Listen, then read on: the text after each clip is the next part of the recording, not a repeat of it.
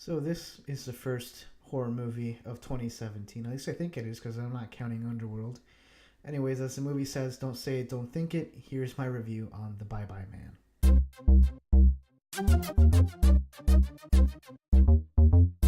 So this movie is something. No, it is not a horrible movie by any means, but it's not a great one either because I'm not a horror fan. I'm actually quite of a chicken.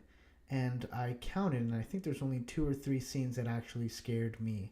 One of them was actually the scene where we see the Bye Bye Man's face on the glass when he was outside spying on his the main guy's girlfriend and his friend. But other than that, I don't remember too many scary scenes. And this video will basically um, be about my frustration with the script because I think that's where the good things come from and that's where the bad things come from. Now, the concept itself of the Bye Bye Man is amazing, but the script itself, like I said, is uneven. And what I mean by that is we start off very well, with a movie where we have to establish some sort of mythology. I think having that opening scene was a great idea. I don't think my sister quite enjoyed that, but I thought that was a great way to kind of somewhat establish the mythology of the Bye Bye Man. And then that's where it kind of teeters because we get characters that at moments are pretty smart and then do stupid things. And what I mean by that, let me just, I guess, give an example, which is the main character. And he actually does a couple of interesting things.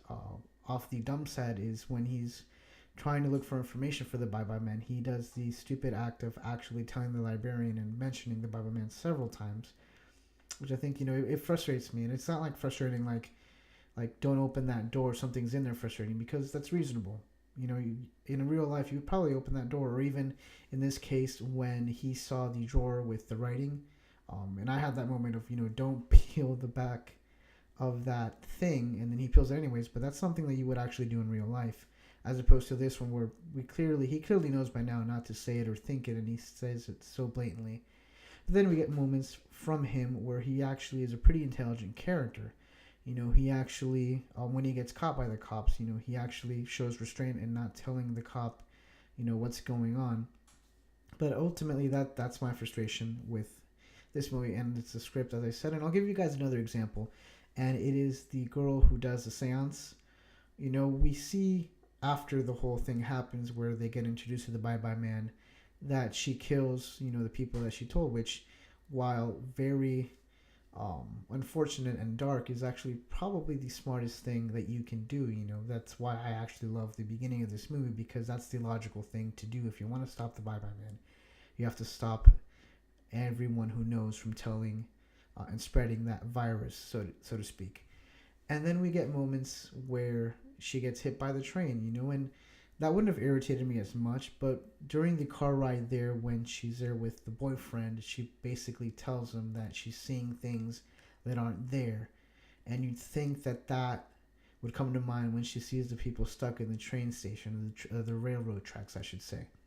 But no, she doesn't, and she runs, and she gets hit. That's the end of that, hence why the spoilers are here on this video. And the worst part of the script, obviously, is the dialogue. As I was saying in another review for Silence, the dialogue was really crisp and done right there. In this one, you have moments where, people say things and you're like, did he really have to say that? Or why would he say that in this sort of event? Which is a little frustrating. And I believe that is it, minus the fact, actually, now I remember, the very end of this movie, when basically the girlfriend's dead and the friends is about to die, basically. What infuriated me was the fact that, the Bye Bye Man appears, and a well-done script would have basically had the guy shoot himself right when the Bye Bye Man appears, or at least when he gets that little flash where the Bye Bye Man shows that the little girl is going to be affected by it. At some point in that movie, you should have just, shot yourself then and there, but he hesitates. He takes his sweet time until the very end. And that was probably elongated. That would have made the movie shorter, actually, which probably would have been better. But again, these horror movies, tend to be an hour and a half, which is probably the best suited for them. As for the rating, guys, and I'm sorry for rambling, but like I said, the script itself was kind of frustrating. The concept was great.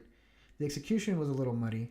But again, I think this is a movie that you could actually quite enjoy just popping it in whenever. If you have time, if you actually like horror, I think it's one that you'll have some sort of enjoyment with.